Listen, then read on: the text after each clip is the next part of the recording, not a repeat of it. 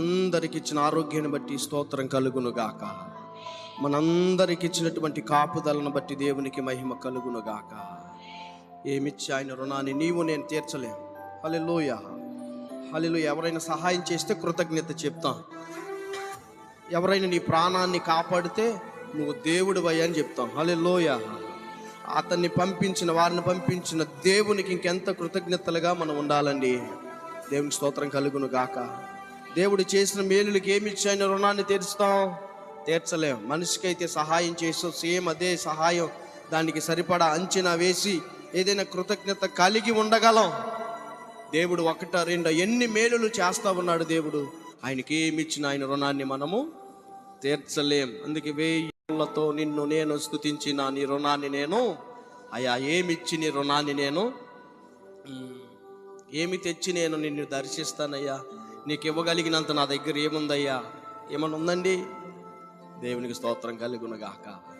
ఏమండి, బంగారం ఇచ్చినా డబ్బు ఇచ్చినా ఏది ఇచ్చినా దేవుని రుణాన్ని మనం తీర్చలేం. దేవుని నామాన్ని సంపూర్ణంగా మనం మహిమపరచలేం. ఎందుకంటే చెప్పమంటారండి, దేవుడు అంటున్నాడు బంగారం నాదే, వెండి నాదే, ఆమె ఈ భూమి అందులో ఉన్న సమస్తము నాదే అంటున్నాడు. బంగారం ఎక్కడుందండి? ఎక్కడుంది? వజ్రాలు ఎక్కడున్నాయండి? అవి కూడా భూమిలోనే ఉన్నాయి. భూమిని కలుగు చేసింది ఎవరండి? దేవుని నోటి మాట. చప్పట్లు కూడా దేవునికి స్తోత్రం చెప్తాం. హల్లెలూయా. ఆయన కలుగ చేసి మనకు ఉపయోగకరంగా దేవుడు దాన్ని తయారు చేశాడు. మనం దాన్ని దేవునికి ఇచ్చి సాటిస్ఫై చేయలేం, దేవుని సంతృప్తి పరచలేం, దేవుని ఆనందపరచలేం. దేవునికి స్తోత్రం. హల్లెలూయా. ఇంకొక మాట చెప్పమంటారా? దేవునికి నువ్వు చాలా ప్రాముఖ్యం, నువ్వే చాలా ప్రాముఖ్యం. హల్లెలూయా. ఈ బంగారం, ఈ ధనం, వీటన్నిటికంటే నువ్వే దేవునికి చాలా విలువైన వ్యక్తివి, విలువైన వాడవు, విలువైన దానవు. దేవునికి మహిమ కలుగును గాక. ఆమేన్.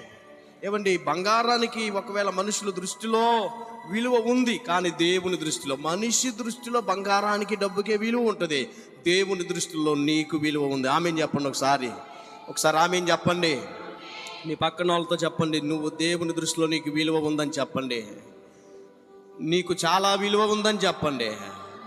దేవునికి మహిమ కలుగును గాక. నీ ఇంట్లో విలువ లేకపోవచ్చు, సమాజంలో విలువ లేకపోవచ్చు, ఏమండి స్నేహితుల దగ్గర, నీ రక్త సంబంధుల దగ్గర విలువ లేకపోవచ్చు, కానీ నువ్వు దేవునికి చాలా విలువైన వ్యక్తివి.